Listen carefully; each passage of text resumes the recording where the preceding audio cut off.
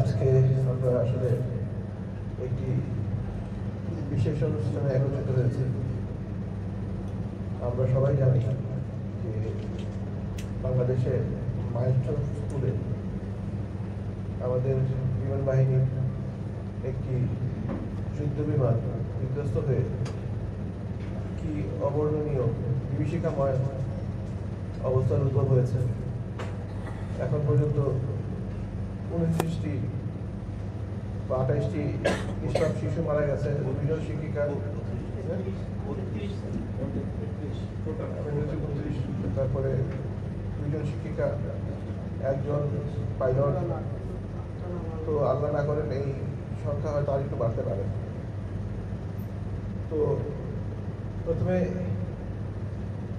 সবই যেহেতু আল্লাহ ইচ্ছে মতোই হয়েছে, হয়তো আল্লাহ এর মধ্যে দিয়ে যাদেরকে জান্নাতে নিয়ে গেছেন তাদের বা তাদের বাবা মা যারা আছেন তাদেরকে হয়তো আরো ভালো কাজ করাবেন, কিংবা তাদেরকে তাদের পরিবারের বাকি সবার জন্য জান্নাতের উসিলা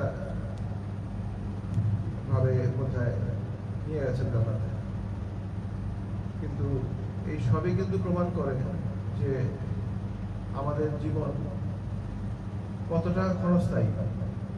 আমরা সবাই কিন্তু জানি যে একদিন আমাকে মরতে হবে, কিন্তু আমার মনে হয়, আমার নিজের কথা বলছি, যে হ্যাঁ আমার আশেপাশে সবাই মরবে, কিন্তু আমি বোধহয় কোনো কারণে না মরে অনেকদিন থাকবো। হ্যাঁ, এবং মৃত্যুটাও হবে খুবই সহজ, এরকম মাথায় আসে। এটি হয়তো শয়তানের ওয়াসওয়াসা হতে পারে, কিংবা আমরা যে পরিবেশে থাকি সেই পরিবেশের কুফলও হতে পারে। আমরাও কিন্তু যে কোনো দিন যে কোনো সময় এরকম একটা ভয়াবহ দুর্ঘটনায় আমাদের প্রাণ চলে যেতে পারে। আশা করি আল্লাহ তাআলা যখন নাকি আমাদেরকে ওই সময় তুলে নেবেন, ওই সময় যাতে অন্তত আমাদের ইমানের হালতে থাকি, শুধুমাত্র মানে ইমানদার হিসেবে না, মুসলমান হিসেবে যাতে মৃত্যুবরণ করি। আল্লাহ তাআলা যাতে এই তৌফিক আমাদেরকে দেয়, শুধু আমাদেরকে না, আমাদের পরিবার পরিজন যারা আছে এবং ভবিষ্যৎ প্রজন্ম সবাইকে যাতে আল্লাহ তাআলা এই রহমটা করেন। আজকে যে নিষ্পাপ শিশুরা আমাদের কাছ থেকে চলে গেল, তারা যে তাদের পরিবারের কত প্রিয় ছিল সেটা তো আসলে আমরা হয়তো বুঝতে পারবো না, এবং যার গেছে সেই পরিবারই কিন্তু বুঝতে পারবে যে এরকম একটি শিশু তার হারানোর কি বেদনা। আমি দেখলাম এক পরিবারের একটি ছেলে এবং একটি মেয়ে ছিল, দুজনই মারা গেছে। তো ওই বাবা মার আপনি অবস্থা বুঝেন, মানে ওই বাবা মা যদি মারা যেত হয়তো ওই বাবা মার যেন সবচেয়ে ভালো হতো। ওই বাবা মার বাকি জীবন বেঁচে থাকা না থাকা একই রকম হবে। প্রতি মুহূর্তে তাদের চোখে তাদের দুই সন্তানের পোড়া মৃতদেহ ফেলবে। তো আল্লাহ তাআলা তাদের সবাইকে জান্নাতুল ফেরদৌসের সর্বোচ্চ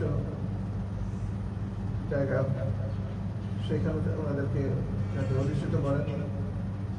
আল্লাহ তাআলা যাতে আমাদেরকেও এরকম ভবিষ্যতে অনেক রকম দুর্ঘটনা আসবে, সেই দুর্ঘটনাগুলি যাতে না আসে, আল্লাহ তাআলা যাতে গজব, সেই গজবগুলি উঠিয়ে নেন, যাতে এই দুর্ঘটনাটি আবারও জাস্ট একটা আমাদের বাংলাদেশে নিছক দুর্ঘটনা না হয়। আপনাদের কাছে হয়তো মনে আছে যে রানা প্লাজা ইনসিডেন্ট, এই দুর্ঘটনা যখন হয়েছিল তখন মনে হয়েছিল এটাই যাতে শেষ দুর্ঘটনা হয়, এরকম যাতে দুর্ঘটনা হয়। কিন্তু আমরা এগুলি থেকে কোনো কিছু শিখিনি। তাজরিন ফ্যাশনে 120 জন মহিলা চোখের সামনে চিৎকার করতে করতে 120টা মেয়ে আমাদের জীবনে না আসে। আল্লাহ তাআলা যাতে আমাদেরকে আর এরকম পরীক্ষায় না ফেলেন। তো আপনারা যারা আজকে এসছেন, আপনারা সবাই এই অবশ নিষ্পাপ শিশুগুলোর জন্য আল্লাহ তাআলার কাছে প্রার্থনা করবেন, যাতে আল্লাহ তাআলা তাদেরকে জান্নাত ইনশাআল্লাহ দিবেন। কারণ আবু দাউদ শরীফের 3111 নম্বর হাদিসে আছে যে যারা নাকি এরকম আগুনে পড়ে মারা গেল, তারা শহীদের মর্যাদা পেল। তো হয়তো আল্লাহ তাআলা তাদেরকে শহীদের মর্যাদা দিবেন এবং বাবা মা বা যারা বেঁচে আছে, ভাই বোন যারা বেঁচে আছে, তাদেরকে এই শোক সহ্য করার তৌফিক দিবেন, যাতে তারা এই শোক সহ্য করে তারা বাকি জীবন আল্লাহ তাআলার অনুশাসন মেনে বাকি জীবনটা কাটিয়ে দিতে পারে। আমি আর কথা বলবো না। আপনাদের সবাইকে আবারও ধন্যবাদ।